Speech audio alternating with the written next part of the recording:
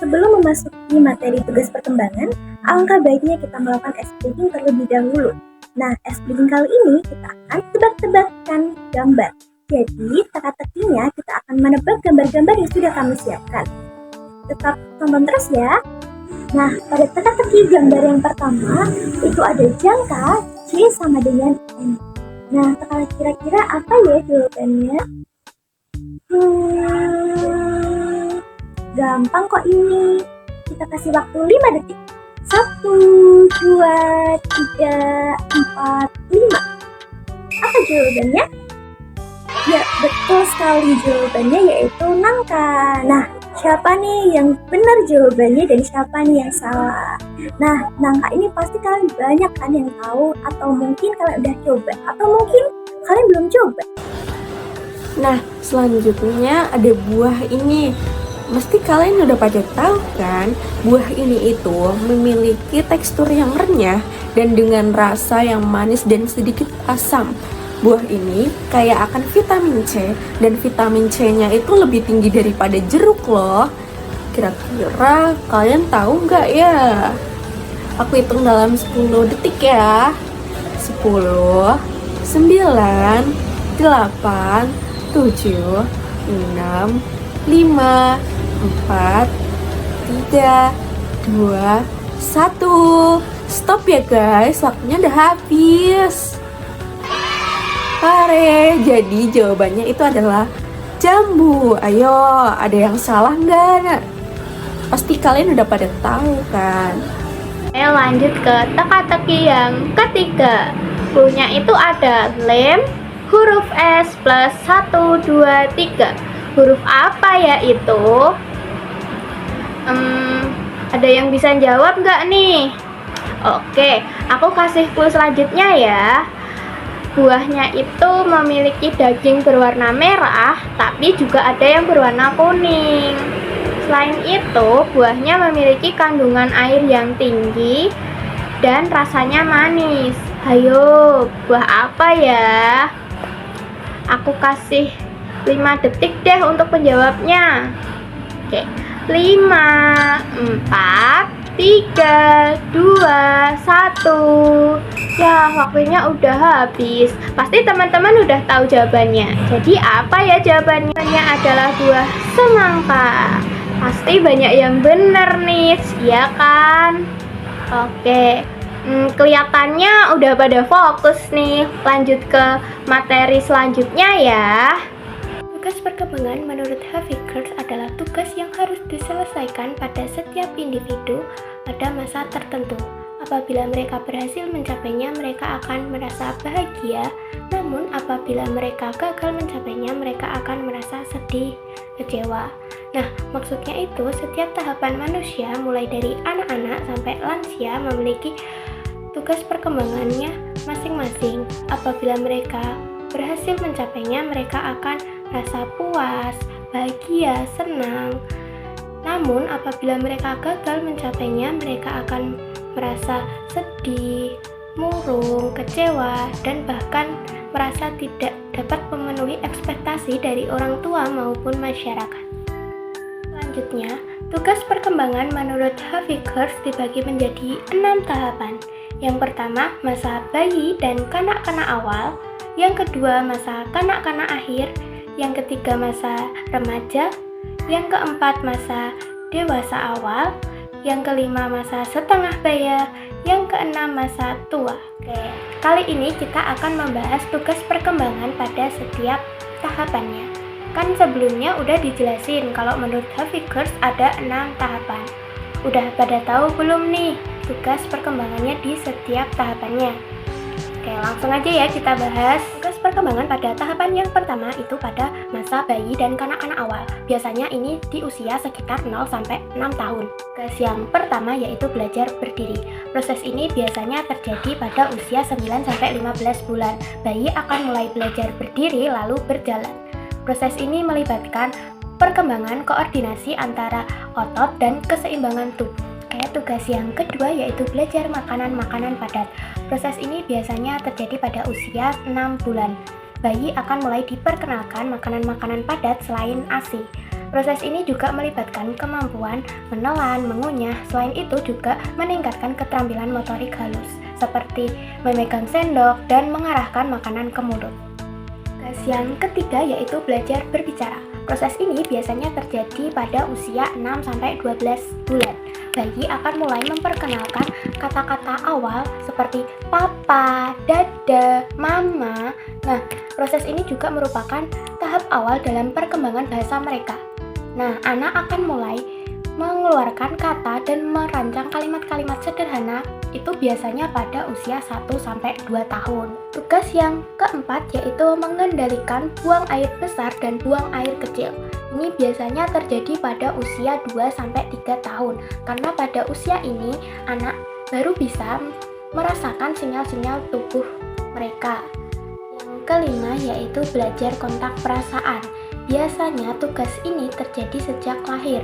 Mereka mulai membangun ikatan emosional dengan kontak fisik seperti pelukan, perhatian, dan respon terhadap ekspresi wajah. Tugas perkembangan pada tahapan yang kedua ini pada masa kanak-kanak akhir.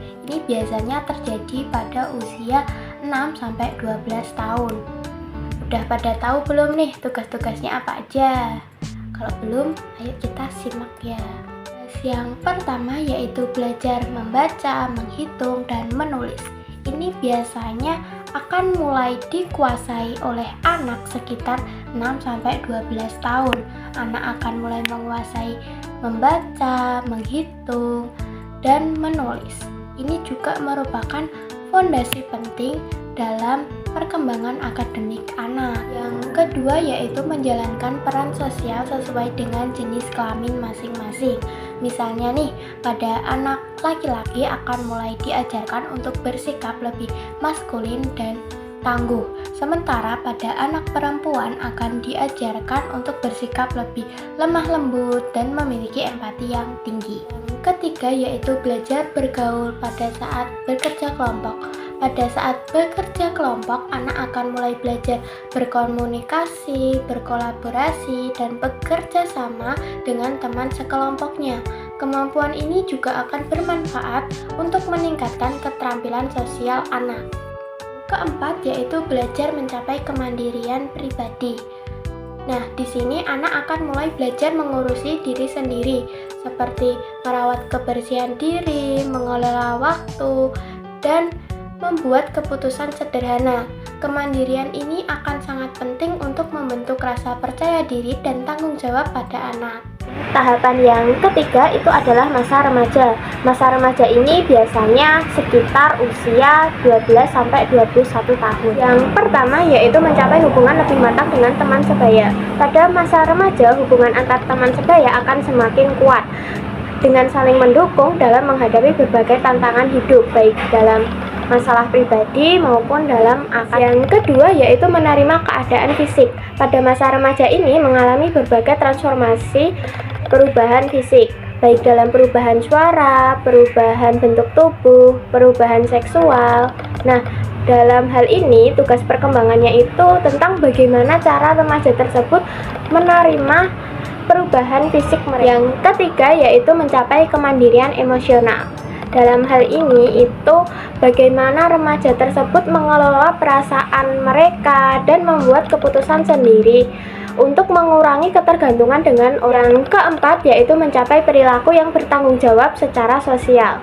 Pada masa ini remaja mulai belajar memahami dampak atau tindakan mereka terhadap orang lain dan masyarakat, di mana remaja harus mulai berpikir tindakannya itu akan merugikan orang lain ataupun tidak. Yang kelima yaitu memilih dan mempersiapkan karir, di mana pada masa ini remaja harus mulai mengeksplorasi minat, bakat, dan nilai-nilai mereka untuk menentukan jalur karir selanjutnya sesuai dengan minat, bakat, dan kemampuan mereka. Yang selanjutnya ada fase di masa dewasa awal. Nah, pada masa ini itu berkisar antara usia 18 sampai 30 tahun. Yang pertama ada memilih pasangan. Memilih pasangan di sini artinya menjalin kehidupan baru bersama kekasih atau menjalin keluarga, menikah, dan menemukan cinta sejati. Yang kedua adalah belajar hidup dengan pasangan. Belajar hidup bersama pasangan pada masa dewasa awal adalah proses penting yang melibatkan penyesuaian dan pembelajaran dalam membangun kehidupan rumah tangga. Nah, di fase ini belajar untuk saling menerima, memahami, dan berkolaborasi dalam berbagai aspek kehidupan. Itu seperti pengelolaan keuangan dan mengasuh anak. Ketiga adalah mengelola rumah tangga. Dalam fase ini, pasangan belajar untuk membangun dan memelihara dan mengembangkan kehidupan rumah tangga yang sehat, seperti pembagian tugas, pengelolaan keuangan, serta komunikasi yang efektif untuk menghindari konflik. Yang keempat adalah mulai bekerja.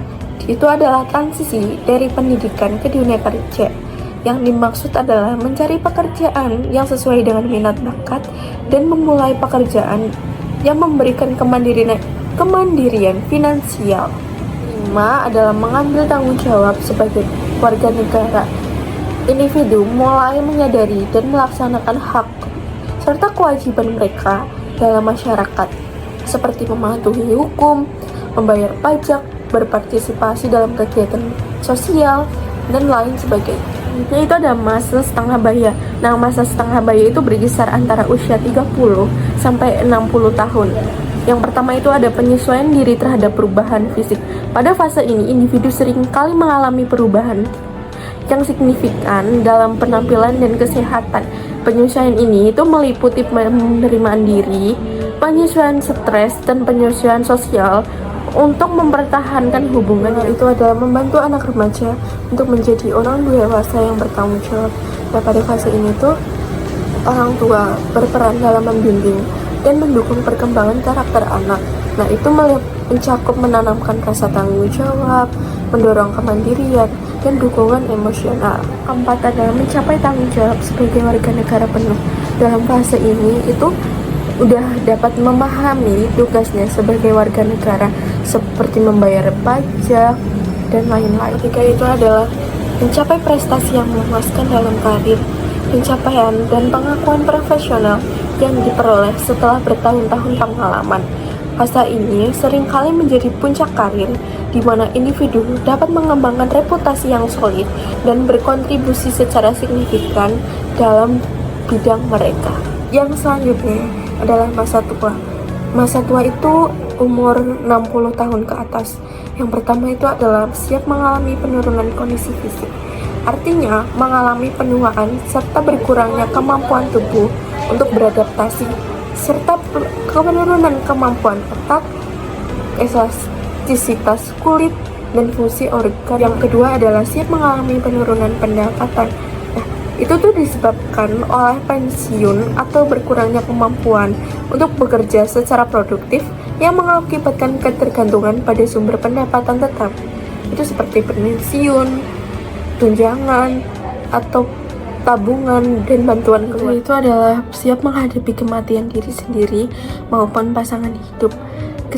Kesiapan ini dipengaruhi oleh aspek psikologis, spiritual, atau sosial yang membantu lansia mengatasi rasa takut dan kecemasan terkait kematian, sehingga mereka dapat menjalani sisa hidup mereka dengan lebih tenang dan rileks. Keempat itu adalah membina hubungan dengan teman seusia. Persahabatan pada masa usia lanjut dapat meningkatkan kesejahteraan psikologis dan mental, serta memperkuat rasa saling peduli dan kasih sayang terhadap individu atau antar individu. Terakhir itu adalah mengurangi tugas-tugas sosial, mengacu pada penurunan atau pengurangan keterlibatan individu lansia dalam aktivitas sosial yang sebelumnya itu mereka sering lakukan. Itu sering terjadi akibat perubahan fisik, kesehatan yang membuat mereka sulit berpartisipasi aktif dalam kegiatan sosial. Selanjutnya yaitu adalah peran lingkungan dalam tugas perkembangan. Peran lingkungan dalam tugas perkembangan dibagi menjadi 3. Yang pertama adalah lingkungan keluarga, dan yang kedua adalah lingkungan sekolah, dan yang ketiga adalah lingkungan teman sebaya. Yang pertama itu adalah peran lingkungan keluarga. Keluarga berperan penting dalam perkembangan anak dengan memberikan dukungan emosional, pendidikan nilai, dan pengalaman belajar awal. Selain itu, gaya pengasuhan, harapan pencapaian, dan komunikasi dalam keluarga dapat mempengaruhi perkembangan kognitif serta sosial emosional anak. Dan yang kedua yaitu adalah peran lingkungan sekolah.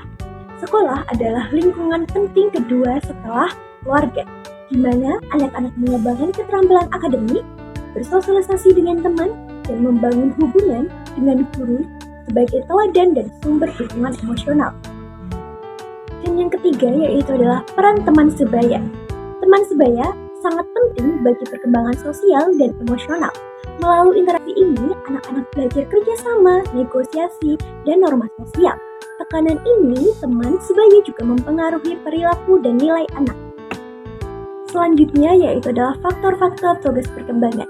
Faktor-faktor tugas perkembangan dibagikan menjadi dua, yaitu faktor internal dan faktor eksternal. Yang pertama itu adalah faktor internal.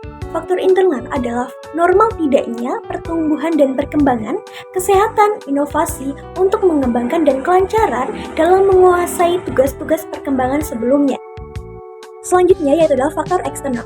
Faktor eksternal dibagi menjadi tiga. Yang pertama adalah lingkungan keluarga, dan yang kedua adalah lingkungan sekolah, dan yang ketiga adalah lingkungan masyarakat. Nah, lingkungan keluarga itu sangat berperan penting dalam keberlangsungan tugas perkembangan karena kita dibesarkan dan dididik dari kecil di lingkungan keluarga tersebut. Jadi, lingkungan keluarga berperan penting dalam tugas perkembangan. Dan yang kedua yaitu adalah lingkungan sekolah. Lingkungan sekolah merupakan tempat kedua kita karena kita menghabiskan waktu selama 1 hari kebanyakan berada di sekolah dan di keluarga. Oleh karena itu, tugas perkembangan sangat berperan penting di lingkungan sekolah. Dan yang ketiga yaitu adalah lingkungan masyarakat. Lingkungan masyarakat itu bagaimana kita dibesarkan dan tumbuh di suatu lingkungan tersebut. Sehingga faktor-faktor dari lingkungan sosial atau lingkungan masyarakat sangat berperan dalam tugas perkembangan. Selanjutnya yaitu adalah dampak jika tugas perkembangan tidak terpenuhi. Jika tugas perkembangan tidak terpenuhi, maka dapat menimbulkan dampak negatif. Seperti satu yaitu adalah ketidakbahagiaan, dan yang kedua adalah penolakan diri dari lingkungan. Yang ketiga adalah kesulitan dalam pengembangan selanjutnya. Hal ini dikarenakan tugas perkembangan sebelumnya tidak terpenuhi. Dan yang keempat adalah kurang dewasa dalam menyikapi. Dan yang kelima adalah kurangnya rasa percaya diri. Dan keenam adalah kebingungan. Ketujuh adalah keputusan yang salah terkait kesehatan dan hubungan. Kedelapan yaitu potensi resiko masalah mental dan fisik. Dan yang selanjutnya yaitu adalah kesimpulan. Tugas perkembangan penting karena membantu individu mencapai kebahagiaan dan kesuksesan dalam hidup. Setiap fase kehidupan memiliki tugas tertentu, jika berhasil diselesaikan dapat mendukung tugas berikutnya. Kegagalan dalam menyelesaikan tugas ini dapat mengakibatkan ketidakbahagiaan dan kesulitan sosial. Selain itu, tugas pengembangan mencerminkan hal yang mengarahkan individu untuk menguasai keterampilan yang sesuai dengan usia mereka, sehingga memfasilitasi integrasi dalam masyarakat. Dengan demikian, pemenuhan tugas perkembangan berkontribusi pada kesejahteraan individu dan stabilitas sosial.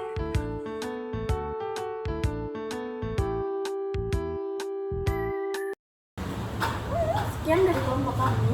Maaf jika banyak kekurangan. Maaf jika video pembelajaran kurang sempurna, karena yang sempurna hanyalah kita yang dulu pernah bersama. Wassalamualaikum warahmatullahi wabarakatuh.